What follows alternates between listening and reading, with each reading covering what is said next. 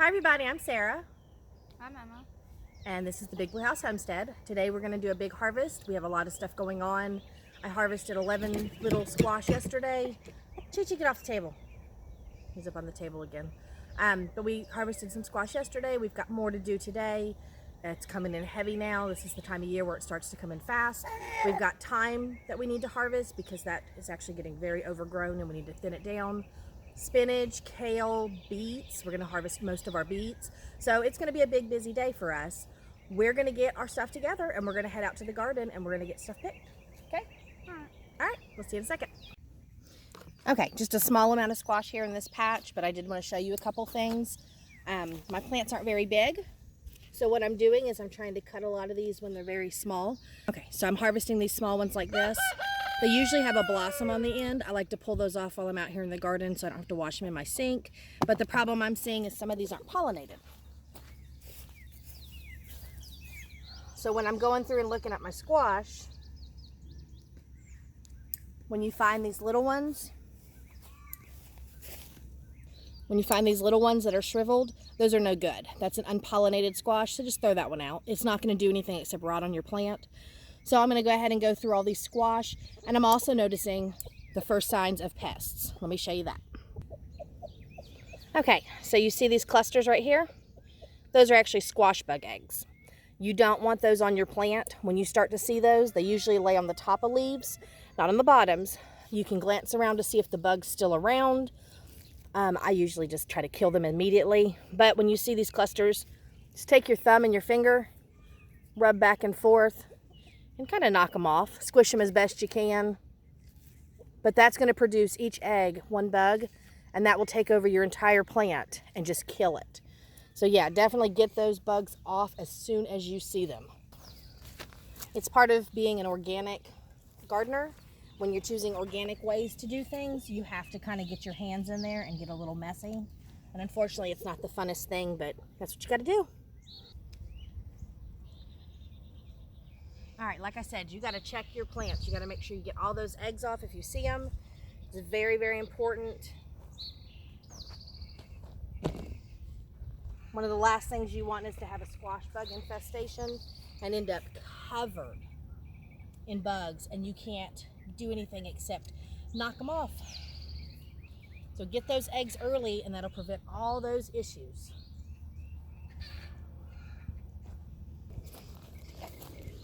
All right, nice little basket of squash going so far. Okay, so I'm noticing I've got some damage on these beets over here. I think that's probably from something coming through the garden. Last night I caught a deer.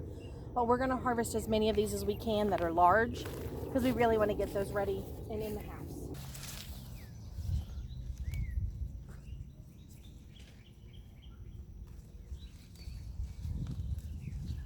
You did a good job planting this year. We got a lot of nice beets.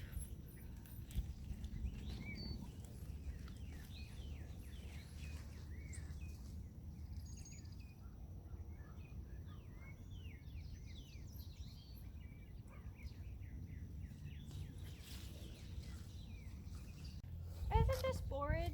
Yeah, look, there's a bumblebee all over it.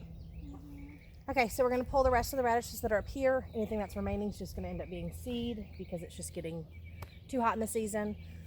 So Emma, do you want to pull radishes? Sure. All right, if you see any of them, like these, that have the flowers started, completely leave those. Those are all for seed only. But you've got this section, that section, this one, And that one. that one, and that one. But if you see purple ones, don't pull the purple ones. Those are really good radishes, and I really want to get some more purple ones, which I think they're in there. Put them in the basket.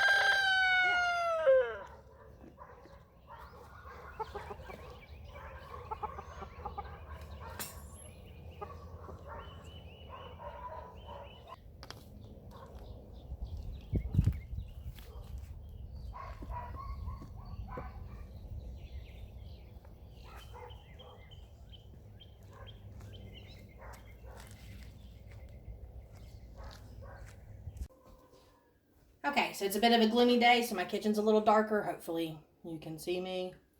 What I'm going to do now is I'm going to go ahead and rinse some of this stuff that we've picked that are leafy greens. I want to get those cleaned as much as possible. And what I actually like to use is my salad spinner. Now I have one that has 3 compartments. Makes it easier on me, but if you have a single salad spinner, it works just as fine. Just take your time or separate everything afterwards. And so what we're going to do is we're going to take kitchen scissors out because I don't need those right now. Emma harvested a whole bunch of thyme for me, which is great. I'm going to put this in the dehydrator and we're going to get that all clean, but I'm just going to shove all that into one section. That way my thyme isn't mixed in with everything else. And then in here, I have a bunch of baby kale because I like to plant my kale close so that I can get the really soft greens. Emma actually loves using this in smoothies. We eat it all the time. I chop it up and put it in eggs. We will throw it into sautés, all sorts of stuff. But I have enough here. I'm probably going to end up filling both sections before I can get to my spinach because there's a lot of kale. So let's get all that kale piled in. Okay, reality is you can get aphid infestation in your actual greens. So check the bottom of your leaves. If you don't see any little green bugs eating the actual vein, you're good to go. You don't have to check every single leaf. These have no infestation. I usually get it later in the year. So I'm just being cautious now so that I don't end up eating bugs. But check your plants as you go because you will get a lot of pests in there, and that's the last thing you want to do is eat your bugs. All right, and with my salad spinner, it's very easy. I just put the lid on and spin it. But what I like to do beforehand is cold water only and go ahead and fill it up. Let's get this in here soaking a little bit. And that way, if there's anything that's attached, it's going to float and it's going to get out of there on the first dump of the water. I don't want bugs in my food. I'm sure you guys don't either, so I'm just trying to give some tips. When you're looking into gardening, getting yourself, small tools like this really helps. In fact, I have never purchased one from the store. I've always bought them from thrift stores. So I paid like $2 for this one, and then I upgraded to an $8 one. But it's a KitchenAid, so it's a nice one. But keep your eye out on stuff like that because it comes in handy with your gardens. You definitely need to make sure you get your greens cleaned.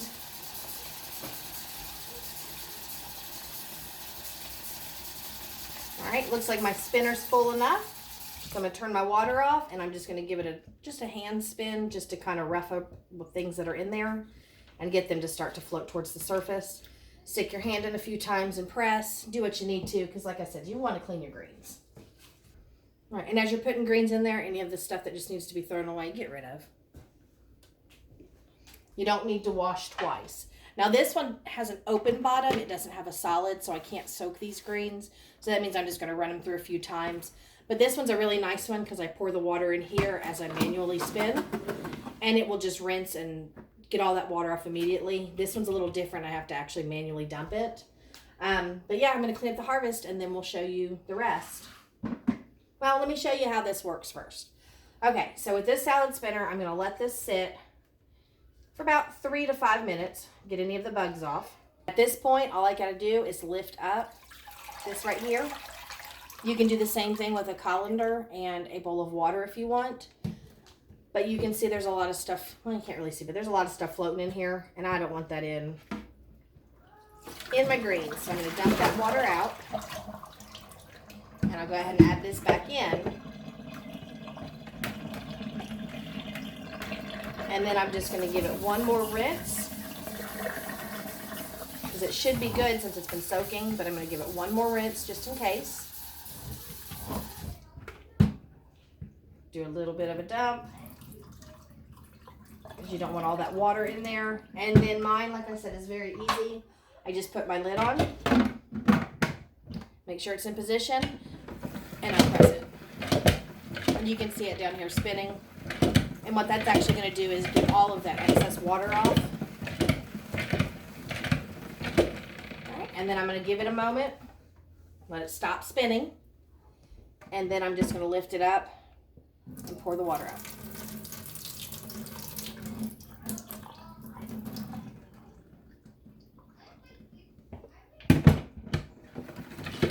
And then repeat until there's no more water coming out. And this little manual one, like I said, I just run the water and aim it for the hole and just manually spin. It'll push everything to the sides. So I just spin it a few times and then let it go. And then spin it a few more times. And then at this point, I think I'm safe, so I'm just going to spin it until all the water goes away. And like I said, this drains the water out the bottom. So just spin it a few times and get it as clean as possible. All right, now that the greens are all cleaned, I'm going to go ahead and clean up my basket of squash and then the basket of radishes that are here, and I'll go get the beets, and then we'll lay everything out, and you can see this nice harvest we got. We did a really good job so far, and for being early spring, I think we're doing awesome. Got a lot of stuff coming through finally, and I want to share. So we'll be back in a minute. Okay, so I also picked a lot of my big kale. I'm going to load that up into my salad spinner, get that out of the sink, and then we're going to talk about washing root veggies. There's a lot of different steps you can do with root vegetables, and I just want to kind of show you what I do so that you can get an idea, because you want to make sure you clean up that as much as you can. So loading up some kale. Isn't that nice, beautiful kale? And this is the same stuff that I picked young. I just have one plant that I let go in the garden that survived, and that's the big difference. Let me show you. Like young kale, full-size kale. And this stuff is super soft and tender, the small stuff, and you can eat it right now without having to massage it. And this is very soft and tender as well, but this is more for sauteing, where this can be eaten fresh.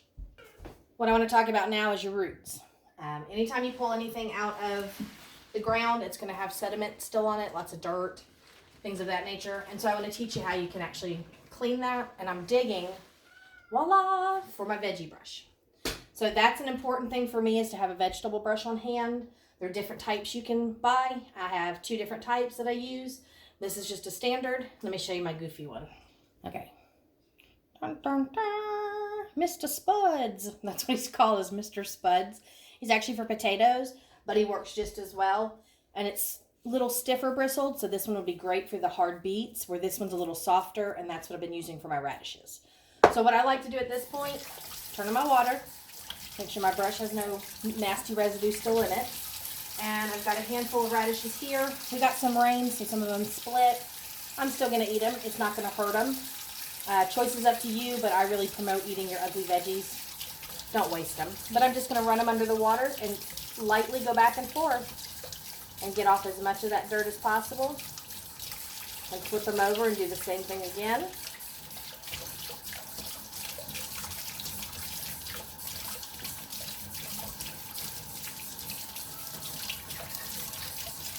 And that just makes it a lot quicker than having to rub them through your fingers. So yeah, radishes are clean. Like I said, I'm going to use my stiffer brush now. And we're going to go ahead and turn on the water again. And let's talk about the beets, because the beets need a little more scrubbing. So when you're looking at your beet, you've got all these root systems up here. Now it will stain your brushes, so you have to learn to get over that quick.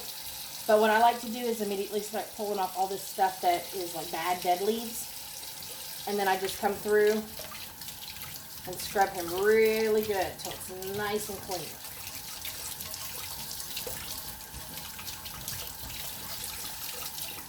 All right, and I add some pink on there, but it's kind of just rinsing right off as is. And then what we're looking at is all these greens. Now you can go ahead and trim your greens and put those in your salad spinners, or you can do like me. They're really nice and healthy, no bug-eaten spots, maybe just 1 or 2. But I'm just going to rinse through my stems really well, make sure there's no bugs, make sure there's no dirt.